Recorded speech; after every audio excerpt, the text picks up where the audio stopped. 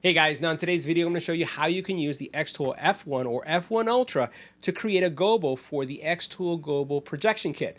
Now, one of the cool things about this is as you look at this device and you're trying to wonder what this is, you've probably gone to a wedding and you've maybe seen the couple's name glowing on the wall through a projection solution.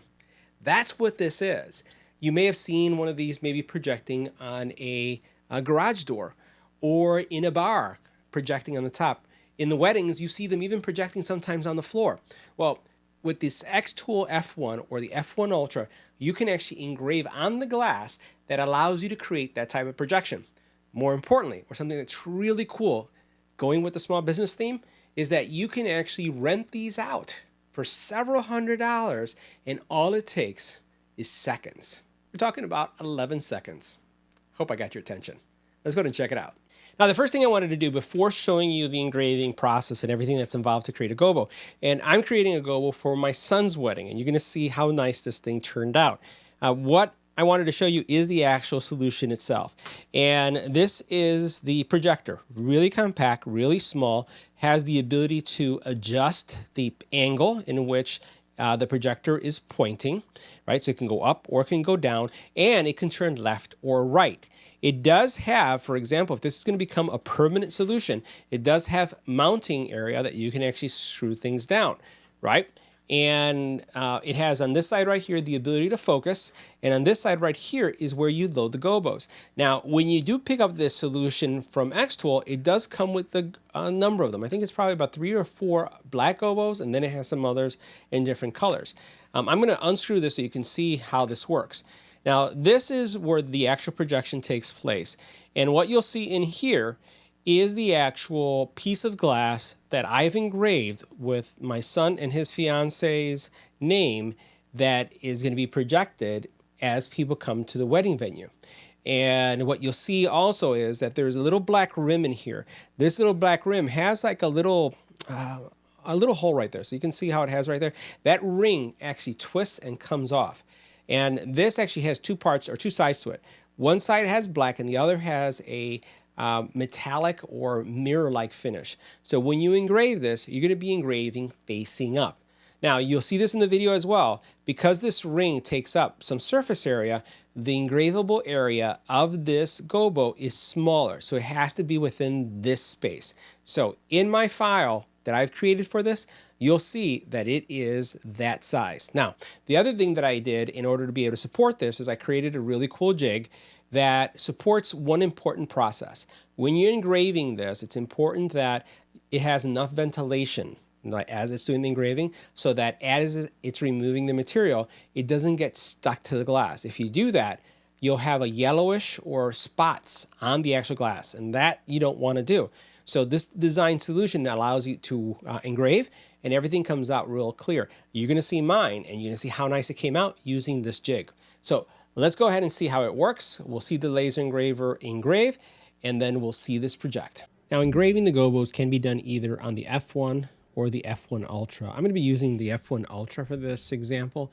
And I want to show you a couple things I have going on. First of all, you see a view here on the F1 Ultra, which is one of the reasons why I like it so much. This is actually a camera that it has built in. So I'm going to go ahead and remove the background. So this is typically what you would work with a laser, right? Where all you're working with is a blank background, but you have no sense of what's happening behind it. With the F1 Ultra, the cool thing about this is that you can actually connect and actually get a picture of the placement of the item that you're working with. Now, this is a jig that I've created to help with the engraving of the gobo, and I have it placed on the F1 Ultra. And this is just going to allow me to see how the placement is when it comes to engraving. We're going to make this disappear for now because it's a little distracting for the video. And I want to highlight a couple components that you'll have to consider when you're going to be engraving the gobo. First of all, the first circle that you see here represents the outer diameter of the actual gobo glass itself. But you're going to notice that I have 2. If I go here into my layers, I have one that's called template, and the template is the size of the glass itself. Now, the red area is the engravable area. What you'll find is that the gobo has a black, I would say, frame or frame inside of it that basically if you were to engrave words that go into the blue area, they're not going to come out clear. They're not going to come out, period. So this is the work area. I made it red, signifying you can't go past that. That's the red zone, right? So you have to stay within the red area. And these areas, again, I have one as template. I could change this if I want to say something else, but we're just going to leave it as is for now. Now, in addition to that, what we have then is some text. Now, the text I have here, just want to show you what my settings are. I'm using 60 as power, 600 for speed, 1 pass, and I'm going to set my resolution to 300. I want the highest possible resolution. And the one thing that you have to be really careful when you're doing this is, let's say, for example, you don't have a jig. When you're engraving the gobo, if you don't have the right ventilation on the plate itself, the vaporizing of the material that takes place on the glass that you're etching will basically stick to the gobo. And what ends up happening is that instead of having a white image, you'll have a yellowing or even look dirty image. So when I designed this jig, I made sure that it had some venting in the actual design so that that wouldn't take place. And I've been engraving gobos now for quite some time with this jig, and it's been working out really, really well. So a couple things that you'll have to do, and we'll go ahead and zoom in here. So we have our text, and remember our text is set at 60, 600 speed, 300 millimeters per second. We have a frequency of 30, and this is in engrave mode, right? So I'm going to bring this up. Now, what you want to do is once you put it here, and you'll notice that the nice thing about having this system where I have my outer, my inner, and then I have everything aligned is that you'll notice that the cool thing about xTool Creative Space is that it automatically snaps to the center. The other thing that's important to note is that the software that you see me using is absolutely free. There's no subscription. There's no annual renewal. They give you all the tools that you need in order to be able to create amazing engravings. And while it does work with Lightburn as well, and I use Lightburn, it's a great software, there is a subscription fee and an annual or not annual, but on occasion, I forget if it's annual or every 2 years, you have to renew your subscription. Actually, I think it's annual, so that you can get the upgrades. So when you buy it, you get a year of upgrades, and then you need to pay to continue to get them. Not the case with the Creative Space.